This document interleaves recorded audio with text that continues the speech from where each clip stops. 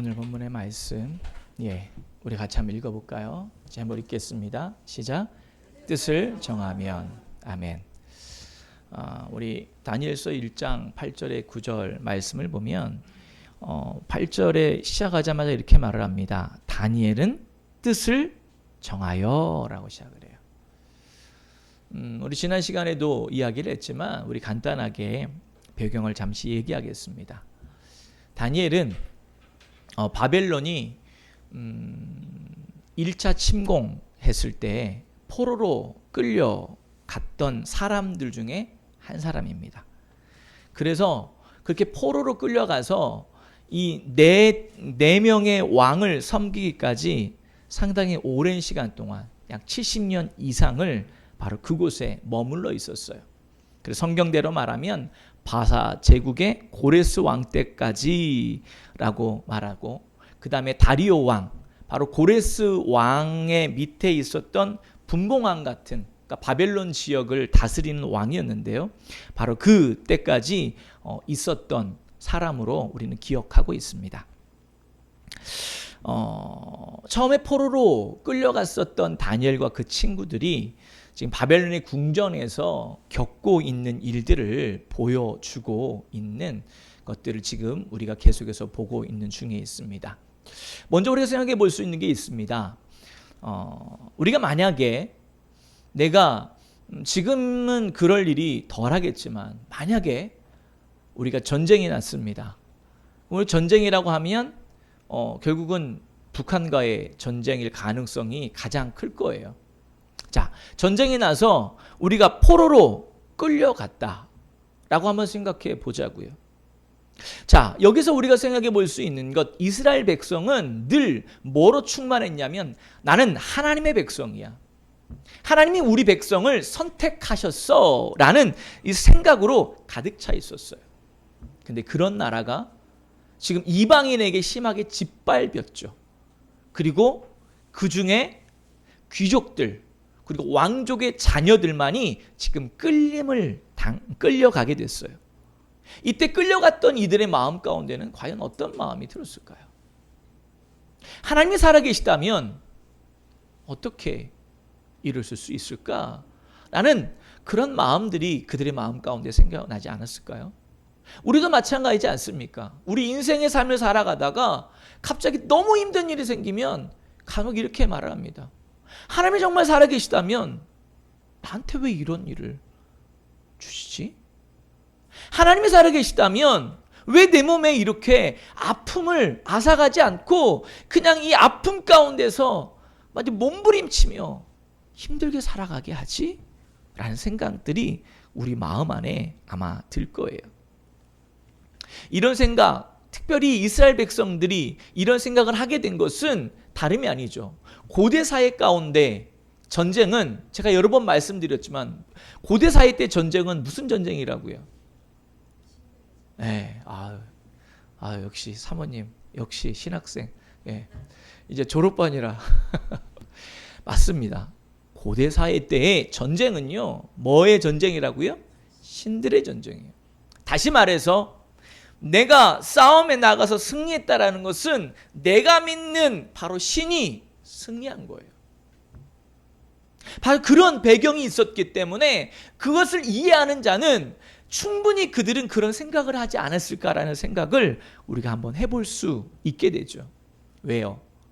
바벨론이 전쟁에서 이스라엘을 이겼기 때문이죠. 자, 오늘 끌려갔던 사람들, 우리 3절 하반절에서 4절 말씀을 같이 한번 읽겠습니다. 이스라엘 자손 중에서 왕족과 귀족 몇 사람, 곧 흠이 없고 용모가 아름다우며 모든 지혜를 통찰하며 지식에 통달하며 학문에 익숙하여 왕궁에 설만한 소년을 데려오게 하였고 그들에게 갈대아 사람의 학문과 언어를 가르치게 하였고. 성경에서 나오는 이들을 이렇게 말합니다. 뭐라고 말하면 이렇게 하면 따라해 보시죠. 소년들. 자, 소년이라고 하면 몇 살일까요? 19살이 소년이에요? 12, 13살에서 한 중학교 2, 3학년까지 정도가 보통 소년, 아직 소년티를 덜 벗었다라고 우리 표현을 할 때 그렇게 표현할 수 있어요. 자, 근데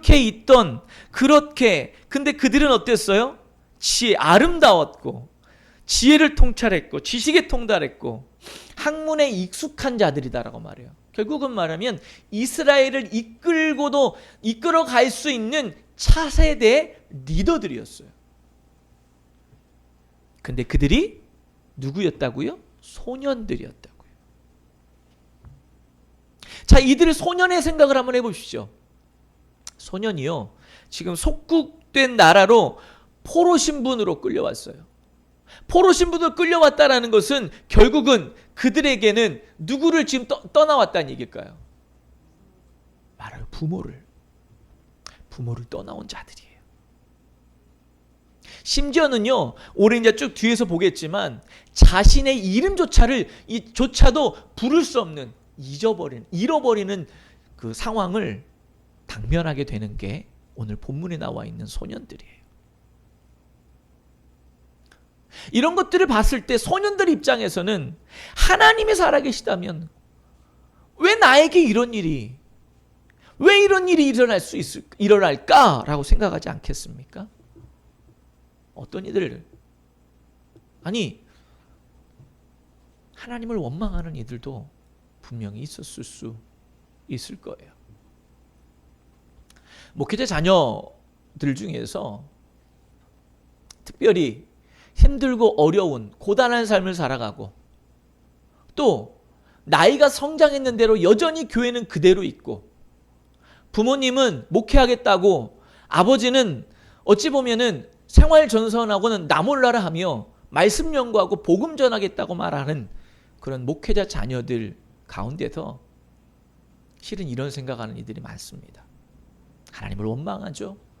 하나님이 있다면 어떻게 이러실 수가 있어? 라고 생각하는 많은 이들이 있어요.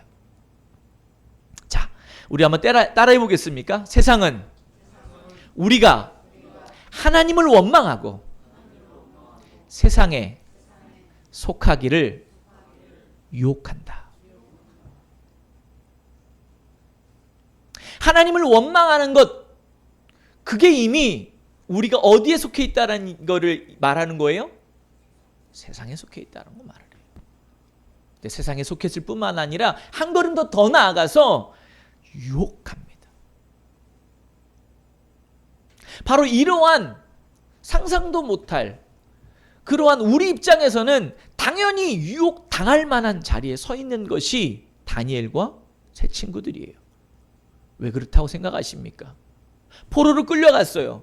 근데 그 중에 착취를 당했는데, 착취를 당해서 그냥 착취당한 게 아니죠. 왕 앞에 서기 위하여서, 다시 말해 그 나라의 관리로 쓰이기 위하여서 지금 교육을 받는 거예요. 어찌 보면은 포로로 끌려갔는데 이 세 친구, 다니엘과 세 친구, 또 그 외의 친구들도 있었겠죠? 자, 그들은요, 유아공업과 같은 그런 입장이 됐어요. 그 당시만 해도 바벨론 하면요, 우리가 상상 못할 만큼으로 많은 것들이 발전되어 있습니다. 우리가 십진법이라는 이야기를 해요. 37 하면은 뭐예요? 30 더하기 7이잖아요. 근데 고대 사회 때는요, 이 손가락 10개가 넘어가면 세는 거에 어려움이 있었던 십진법이라는 것들이 모르는 시절이었어요. 바로 그들에게 바벨론은요, 바로 그 십진법과 더불어서 천문학적인 것들이 이미 발전되어 있던 나라예요. 그 모든 것들을 배우는 거예요. 거기다가 그것만 배우나요?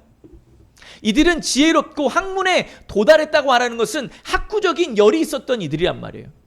자, 그들에게 지금 새 학문을 배운다라는 것은 가슴 뛰는 일일 수도 있었어요. 거기다가 더 나아가서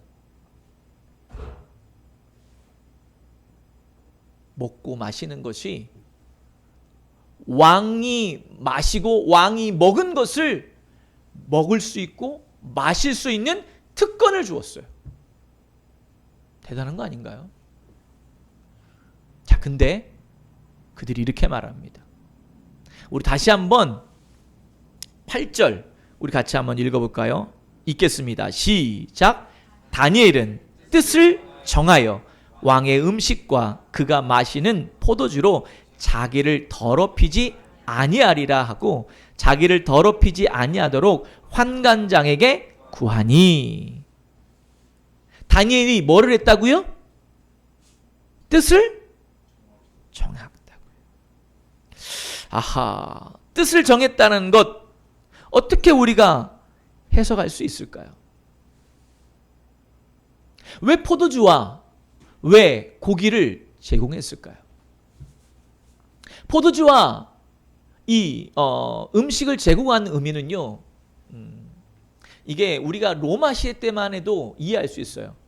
로마 시대 때 같이 한 자리에 둘러서 밥을 먹는다는 것은 어떤 의미냐면요, 그 중에서 항상 그 식사를 주최하는 사람이 있어요.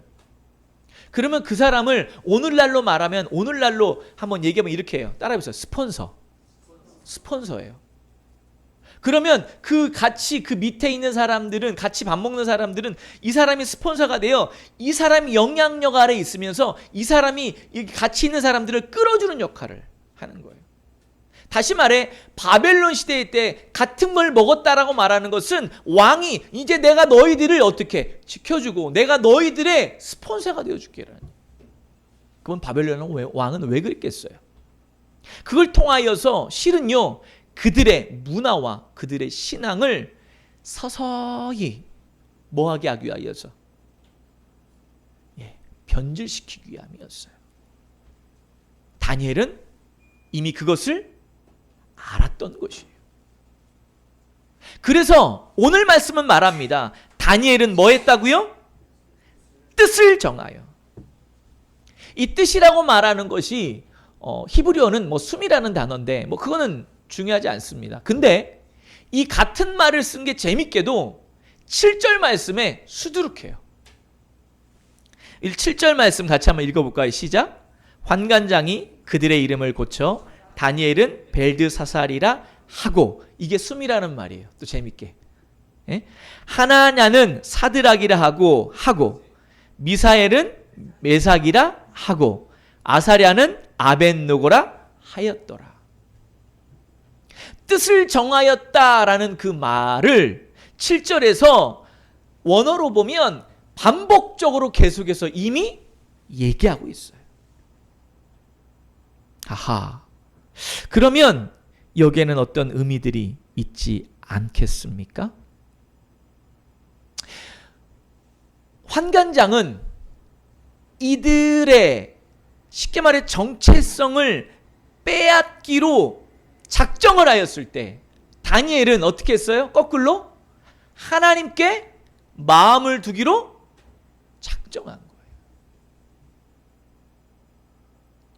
이것은 누가 기록했습니까? 다니엘이 기록했어요. 그럼 다니엘이 이 길을 기록해 가면서 마음 가운데 어떤 생각을 했겠냐고요? 그때 그 상황을 생각하고. 한번 우리가 생각해 볼 수 있는 부분이 있지 않겠습니까? 포로로 끌려온 그것도 한낱 어린 소년들이 겁대가리 없이 뭐 하는 거예요? 나 이거 안 먹겠습니다. 쉽지 않은 일입니다. 공포스러운 분위기가 자행되어 있을 수도 있어요. 그런데 그 분위기를 뭐 했어요? 신앙으로 승화시켰어요. 뜻을 정한다라는 건 우리가 그냥 단순히 쉽게 내가 어떤 것을 정해야지가 아니라 실은 거기에는요 뭐가 들어갔냐면 내 목숨을 내놓는 일이었다는 거죠. 바로 다니엘과 세 친구는요 자기 목숨을 내놓고 포도주와 고기를 먹지 않기로 작정하고 있다는 사실이죠. 자, 또 나아가서 우리 한번 생각해 보자고요.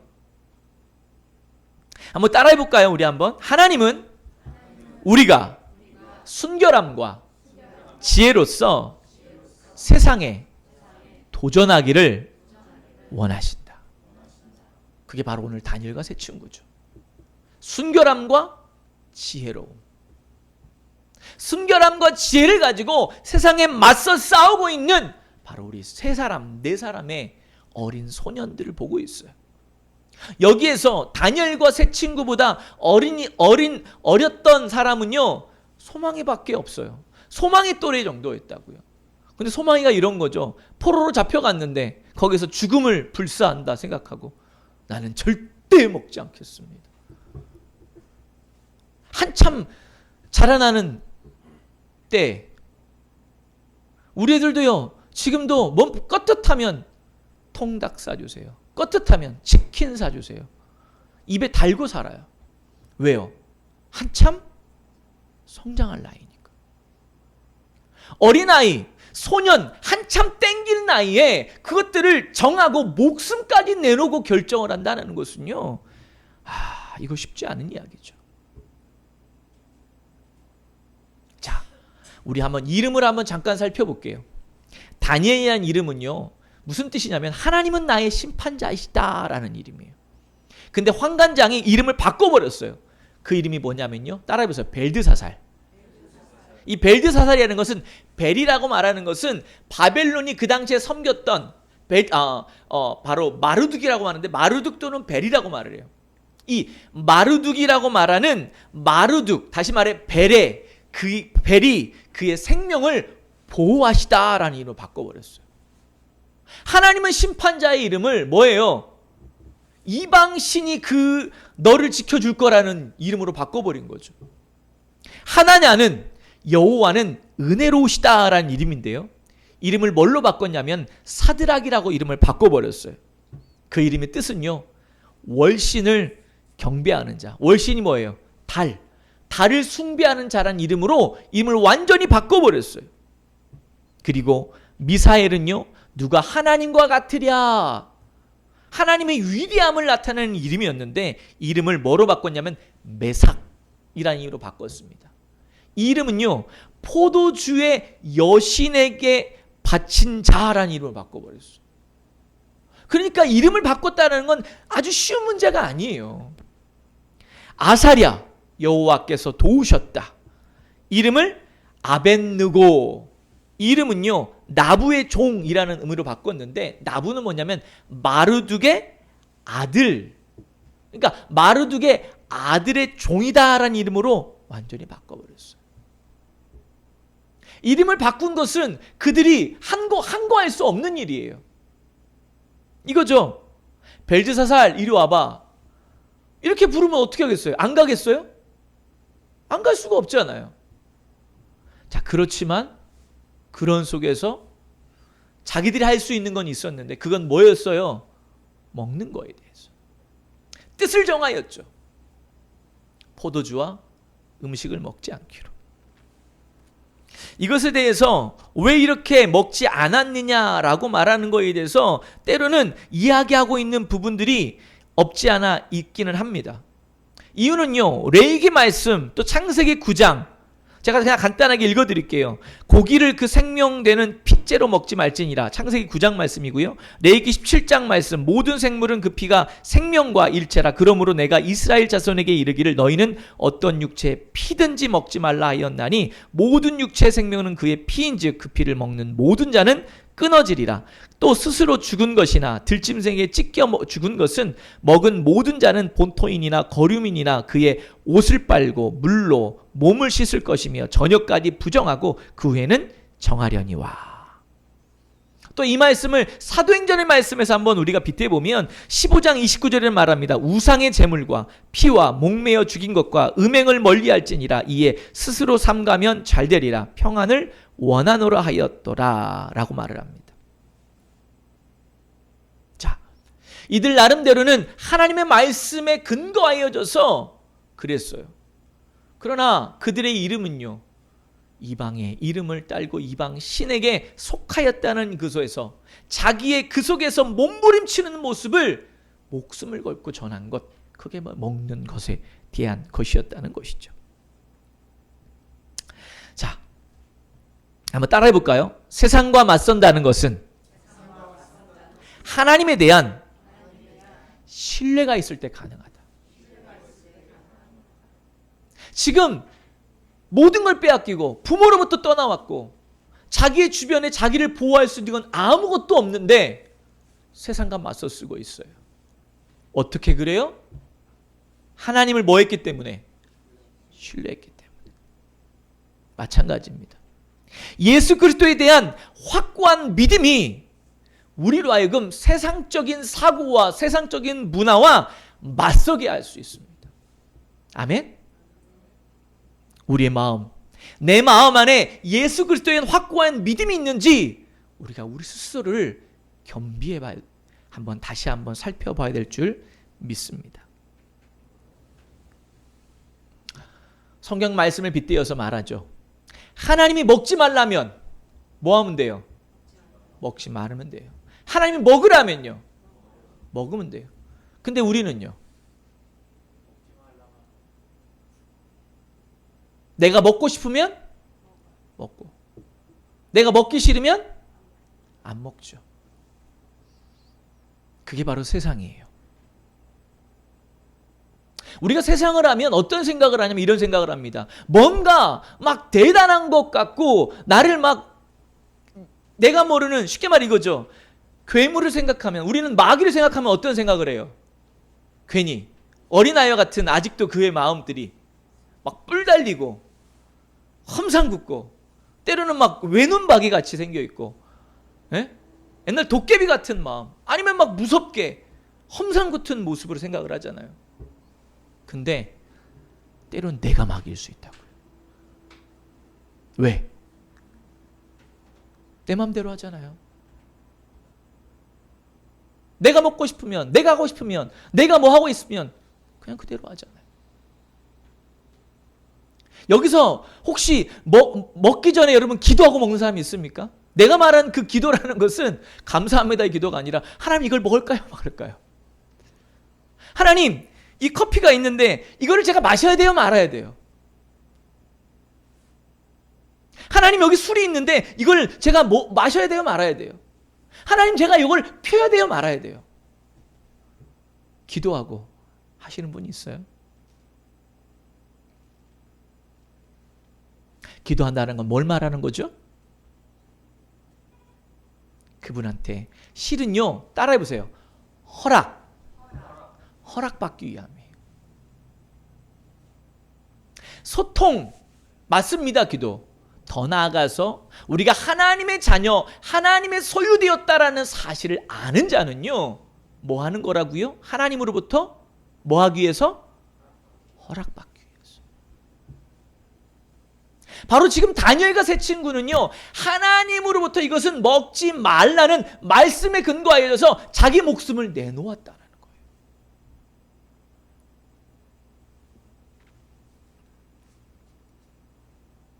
이렇게 할 수 있었던 것, 그것은 어찌 보면 예루살렘에 있을 때, 우리가 생각할 때, 제가 앞에서도 우리 지난 시간에 얘기했던, 아유 그렇게 이스라엘 백성이 망했던 것은 실은 하나님으로부터 떠나 있기 때문이야, 하나님의 뜻이었어 라는 얘기를 우리가 지난 시간에 얘기했었어요. 근데 또 오늘 다니엘과 세 친구가 이렇게 할 수 있었던 것은요, 따라해 보세요. 배웠기 때문이에요. 마치 이거와 같죠. 부모는 가르쳐 놓고 딴짓을 했는데 자녀는요, 바르게 행동하는 거예요. 난놈이죠. 그러면 그렇지 않습니까? 예? 우리는 이러잖아요. 아무리 자녀가, 우리 어렸을 때만 해도 우리 자녀들도 봐도 이렇게 말해요. 말하면 뭐예요? 아빠나 잘해요, 엄마나 잘해요, 보여주는 게 그건데 나보고 그걸 따라하라고요? 근데 부모의 모습을 보는 것이 아니라 뭐에 그 신앙이 근거되어 있어요? 하나님의 말씀. 마찬가지예요. 때로는 교회가, 또한 리더가 연약할 수 있습니다. 그러나 중요한 건 뭔지 아십니까? 우리가 믿는 것은 사람이 아니라 뭐를 믿어요? 하나님을 믿어요. 다시 말해 하나님을 믿는다는 것은 우리가 보여지는 모습이 아니라 선포되어지는 말씀을 믿는다는 거예요.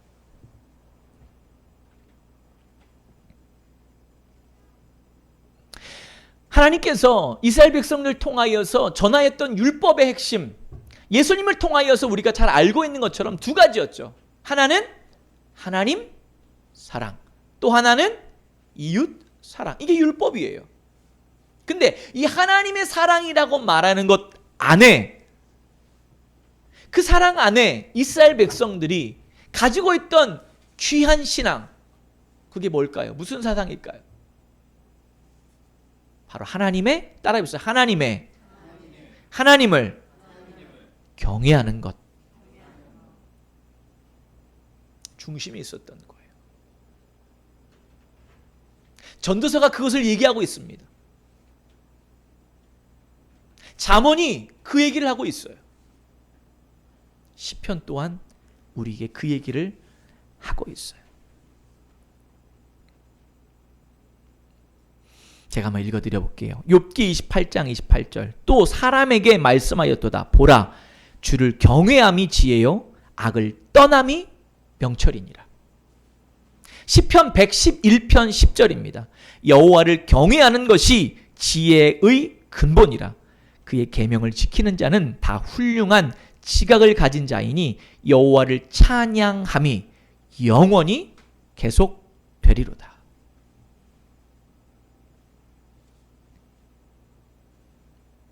이게 바로 그들의 신앙이 흐르고 있었던 거예요.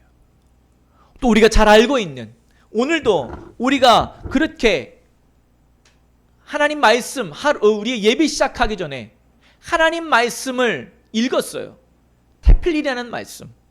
이 테필린 말씀, 그 중에 쉐마, 신명기 6장 4절에서 9절, 우리 같이 한번 찾아서 다 알고 있지만 다시 한번 읽겠습니다. 신명기 6장 4절에서 9절 말씀입니다.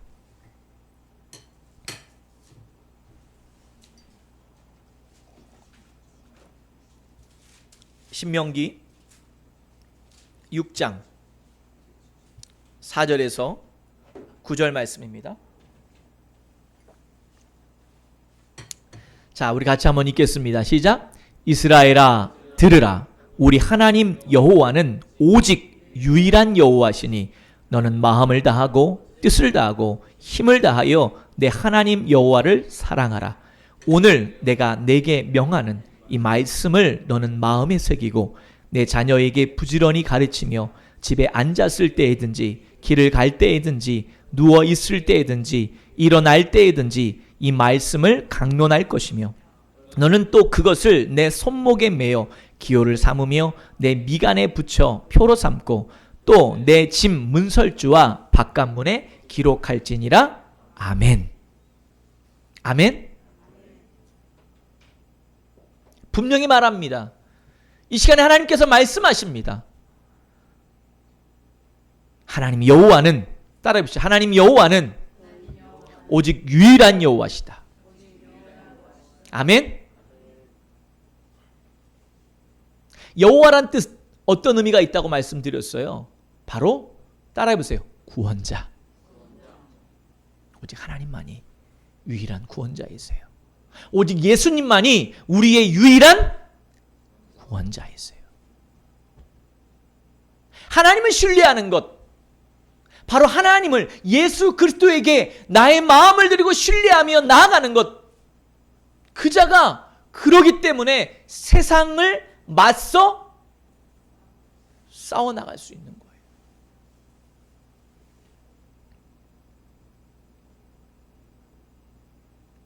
오늘 말씀에 보면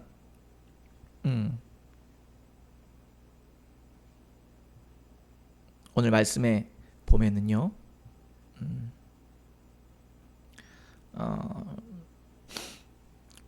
말씀에 이렇게 말씀이 되어져 있습니다. 4절 말씀을 다시 한번 제가 읽어드리면 곧 흠이 없고 용모가 아름다우며 모든 지혜를 통달하며. 아멘. 자, 또 그리고요, 쭉 내려가서 보면 1장 20절 말씀인데요. 제가 읽어드릴게요. 왕이 그들에게 모든 일을 묻는 중에 그 지혜와 총명이 온 나라 박수와 술객보다 10배나 나은 줄을 아니라. 자, 여기서 나오는 것 뭐예요? 지혜. 지혜라는 것은 우리가 앞에서 방금 말씀도 읽었지만 이렇게 말 수 있죠. 지혜라는 것은 여호와를 경외하는 거예요. 지혜라는 것은요, 하나님과 올바른 관계를 가지는 것이에요.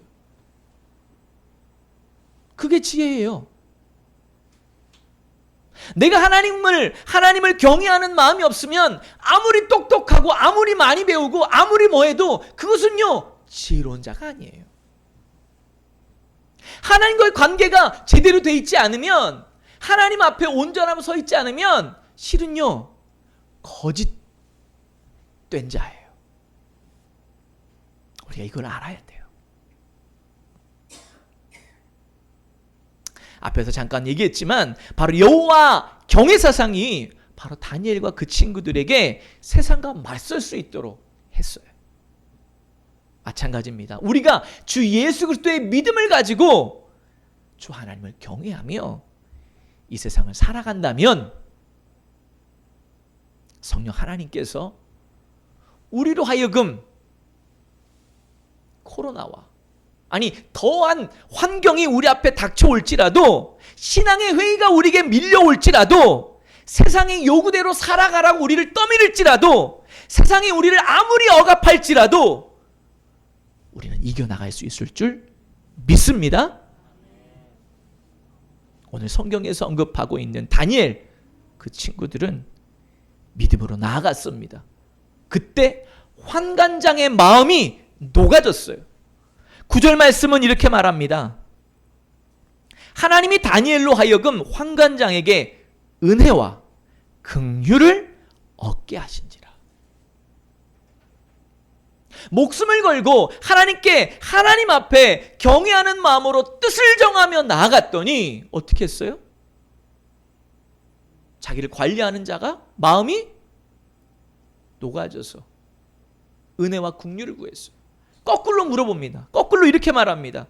야야, 니들의 얼굴이 만약에 상하면 나 큰일 나. 아니, 지금 먹으라고 명령하면 될 사람이 지금 뭐 하고 있는 거예요? 그 포로로 끌려온 이들에게 뭐 하고 있어요? 자기의 상황을 설명하고 있어요. 대단하지 않아요? 마음을 하나님께 정하고 나아간다는 것, 하나님께서 움직이신다는 거죠. 하나님께서 일하시겠다고 말씀하고 있다는 것이죠.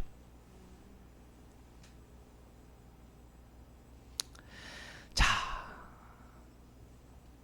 진정한 지혜가 바로 다니엘과 세 친구에게 있었기 때문에, 다시 말해서 여호와의 신앙이 그들에게 있었기에 하나님께서 그들에게 지혜를 주셨어요. 아멘?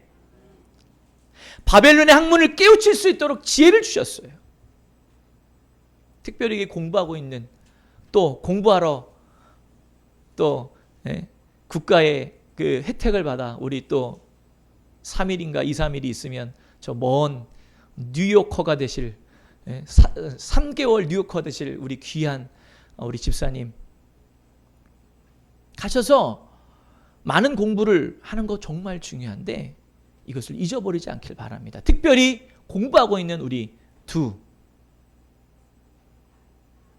다니와 소망이 잊지 말기를 바랍니다.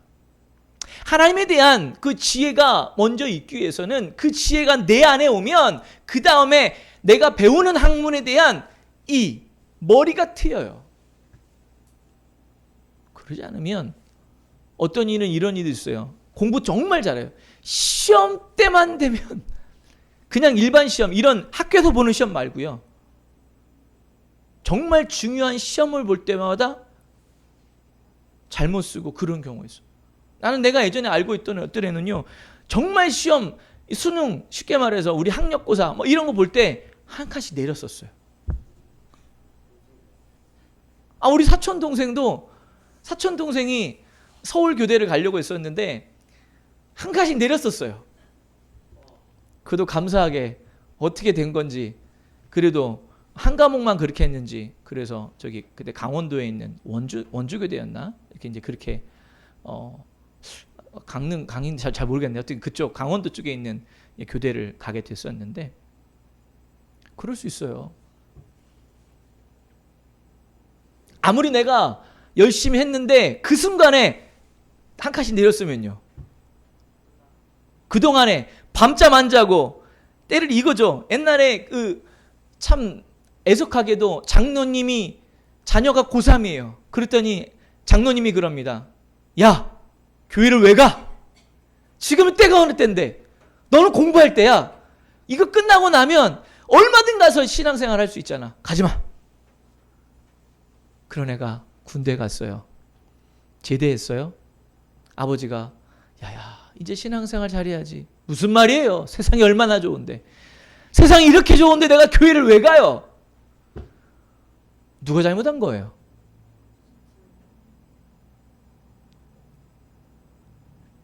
고3이니까 가지 말라고 그 신앙을 꺾은 그 아버지 잘못이에요. 실제로 그런 얘기가 있다고 그러더라고요. 고3 때 어떤 친구가 은혜를 받았어요. 그래서 늘 교회 가서 하나님께 기도하고 찬양하고 있어요. 그랬더니 장로님인 아버지가 얘기합니다. 끝나고 가라. 근데 대학 시험을 봤는데 시험을 망쳤어요. 1년을 더 공부합니다. 또 떨어졌어요. 왜? 상위권 대학만 쓰니까. 그러니까 여기 있기 그러고 아빠가 자기 체면에 부끄러우니까 아들을 미국으로 유학 보내버렸어요. 돈은 많으니까. 근데 거기서 술과 마약에 쪄들어서 살기 시작하다가 그러다가 그 아들이 친구의 말을 귀담아 듣기 시작합니다. 그 아들이 한국으로 나왔습니다. 아버지하고 대화를 하다가 아버지를 죽였어요. 왜 죽였는지 알아요?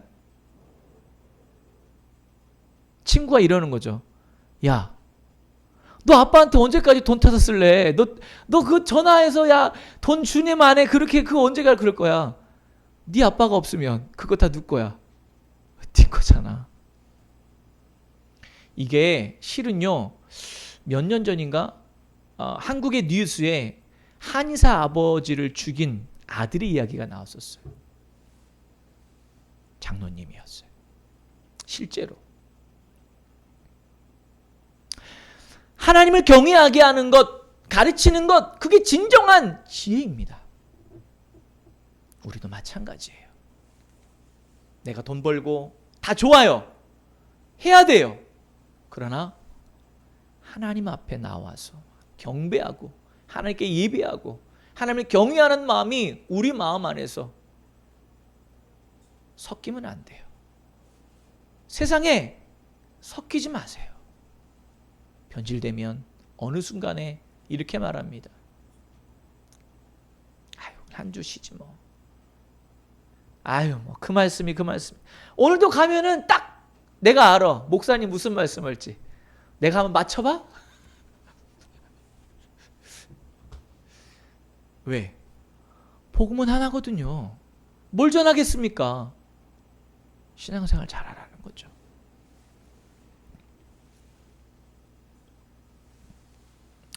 그렇게 진정한 지혜를 가진 이가 고기를 먹지 않았는데도 얼굴빛이 무리들 중에서 같이 있는 그 친구들보다 더 빛났다라고 말을 해요. 15절 말씀 말합니다. 열흘 후에 그들의 얼굴이 더욱 아름답고 살이 더욱 유택하여 왕의 음식을 먹는 다른 소년들보다 더 좋아 보인지라. 아멘.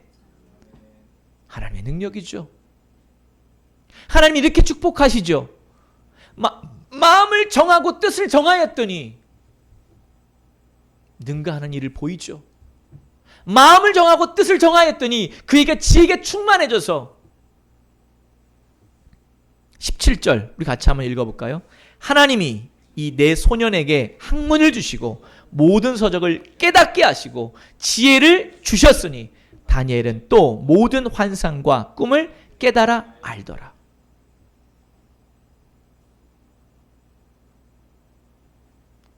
세상을 정복하고 다스리도록 하셨죠. 그리고 20절 또 읽겠습니다. 시작. 왕이 그들에게 모든 일을 묻는 중에 그 지혜와 총명이 온 나라 박수와 술객보다 10배나 나은 줄을 아니라. 10이라는 숫자는 꽉 차 있다는 숫자죠. 그러니까 그들보다 훨씬 월등했음을 명확하게 보여주는 말이에요. 하나님은요, 우리에게 말씀합니다. 읽어볼까요? 시작. 뜻을 정하면. 한 번 더 시작. 뜻을 정하면. 아멘. 우리가 늘 뜻을 정하며 살아가길 바랍니다. 때로는 힘겨운 나날들이 반복적으로 지속된다 해도 그 속에서 주님을 신뢰하시는 저와 여러분 되길 바랍니다. 예수 그리스도를 믿는 저와 여러분 되기를 바랍니다. 그분의 십자가만을 바라보는 저와 여러분 되길 바랍니다. 그 십자가 앞에서 살아갈 때 따라해 보세요. 그분의 은혜로 우리를 빛으로 인도해 주신다. 아멘. 기도하겠습니다. 하나님 감사합니다. 오늘도 주님 앞에 살아가는 저희, 하나님, 세상은 점점 각박해집니다. 세상은 점점 더 많은 세상의 유혹으로, 또 하나님 교회가 짓밟힘으로 하나님 우리의 신앙이 잘못되었다고 우리를 마구 지적질을 합니다. 하나님 그 속에서 다니엘과 세 친구처럼 뜻을 정하는 우리 되게 하옵소서. 하나님 지혜가 무엇인지를 명확히 알아 뜻을 정함으로 하나님 앞에 나아가는 귀한 은혜가 우리 안에 있길 원합니다. 하나님 어떤 일을 하기 전에 먼저 하나님께 기도하며 성경을 읽으며 말씀에서는 뭐라고 말하고 있고 기도하며 내 마음 가운데 하나님이 주시는 세미한 음성은 무엇인지를 먼저 기억하게 하여 주시어서 내 마음대로 세상에 취해서 살아가는 것이 아니라 주님의 뜻 안에서 주님의 뜻으로 뜻을 정하여 주님 앞에 나아가는 우리 되게 하여 주시옵소서. 하나님, 우리에게 주어지는 이 믿음의 날들을 세상을 향하여 선포하며 맞서 싸우며 살아나가는 데 부족함이 없도록 주님 돌보아 주시옵소서. 예수님의 이름으로 기도하였습니다. 아멘.